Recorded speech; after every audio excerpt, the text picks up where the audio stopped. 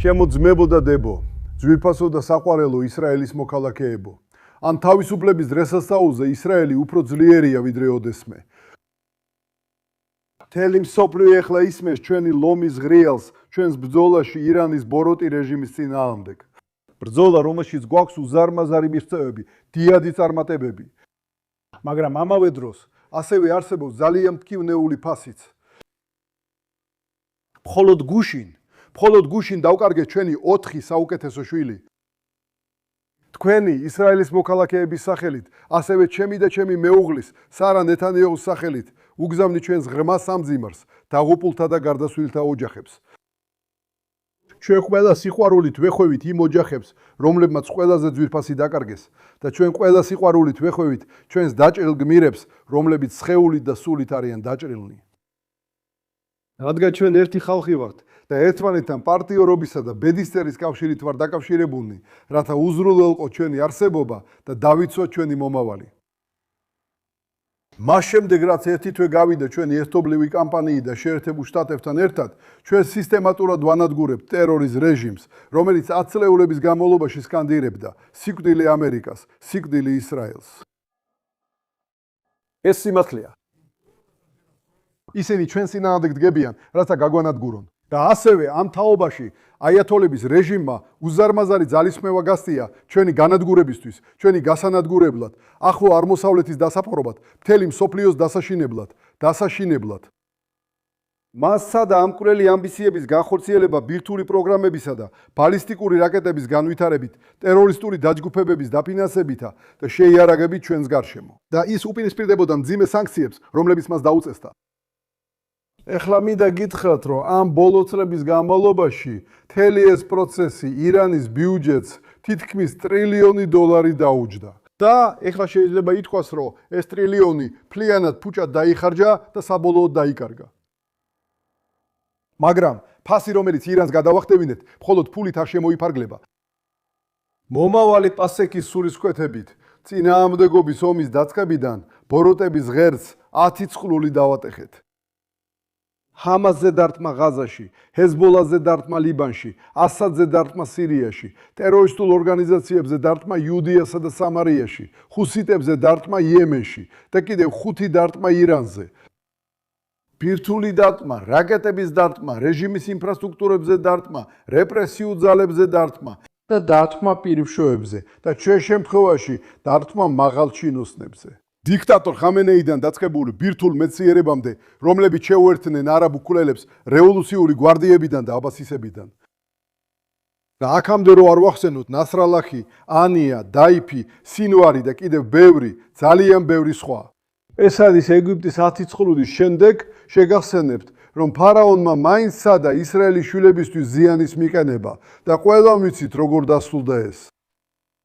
ასევეა ბრძოლა ირანის ბოროტების ღერძის წინააღმდეგ.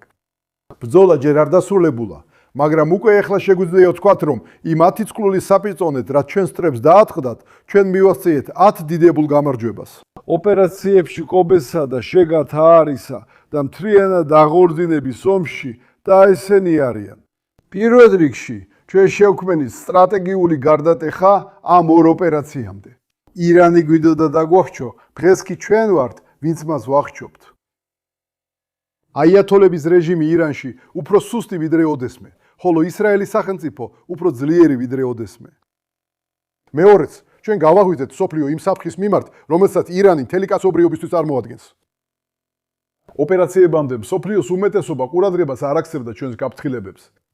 მინდა გითხრათ, მე ვესაუბრე ახლო აღმოსავლეთის ლიდერებს, როგორც საიდუმლო, ასევე ღია შეხვედრებზე, ვესაუბრე ევროპელ ლიდერებს, ასევე ვესაუბრე ლიდერებს შეერთებულ შტატებში, შეერთებული შტატების პრეზიდენტებსაც. მათ ვერ გაიგეს საფრთხე, ფრესკი არავინ დარჩა, ვინც ვერ ხდება ამ საფრთხის სიმძიმეს.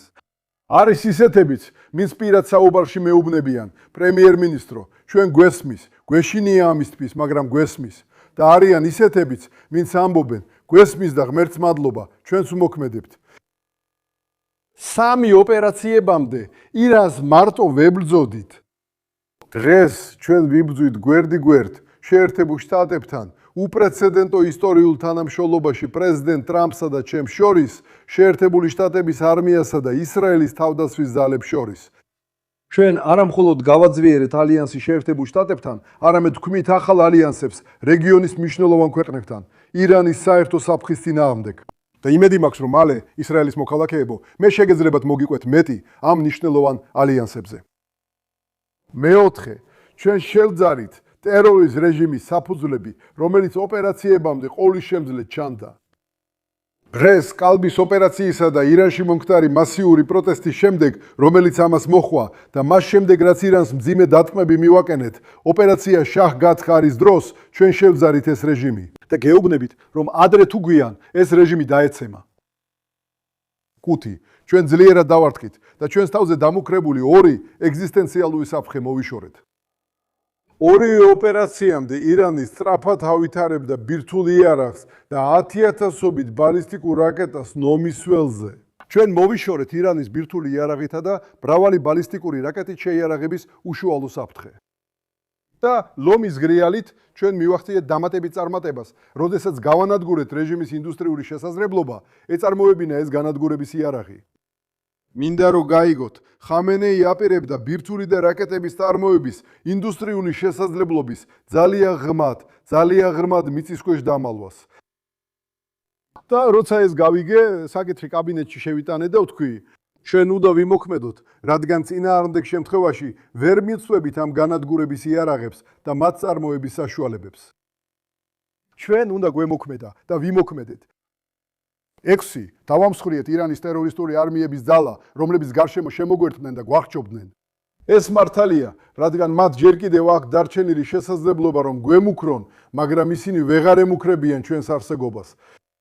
10,000-ობით ბალისტიკური რაკეტის და რაკეტის გაშვება, რომლებიც ისრაელის ქალაქების განადგურებას ისახავს მიზნად. და მახსოვს, რომ სანამ გამოსყიდვის ომში შევიდოდით, საუბრობდნენ 150,000 რაკეტასა და ბალისტიკურ რაკეტაზე და 1000-ობით ჰამასის რაკეტაზე. და ეს ყველაფერი უნდა გადაექცია ისრაელის ქალაქები, თელ-ავივი, იერუსალიმი, ჰაიფა და ბეერშევა ნანგრევებად. ეს აღარ მოხდება.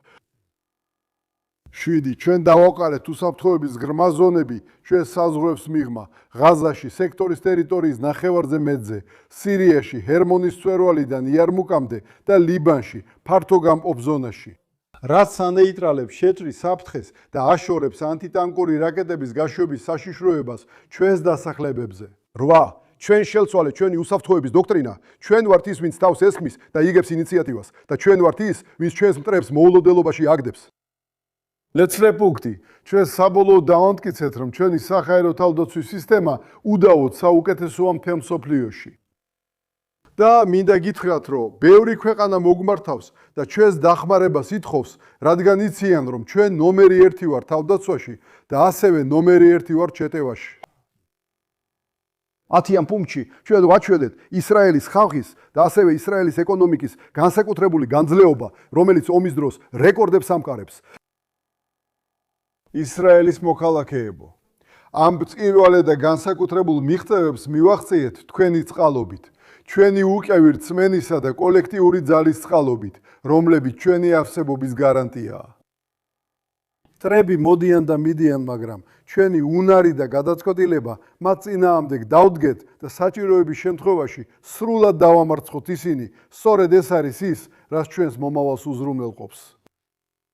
ერთად ჩვენ ისრაელი რეგიონულ ძალად ვაქციეთ და ზოგიერთ სფეროში მსოფლიო ძალადაც კი. ამას მივახციეთ ჩვენი მამაცი მეთაურებისა და ჯარისკაცების წყალობით, როგორც რეგულარული სამსახურის, ასევე რეზერვისტების.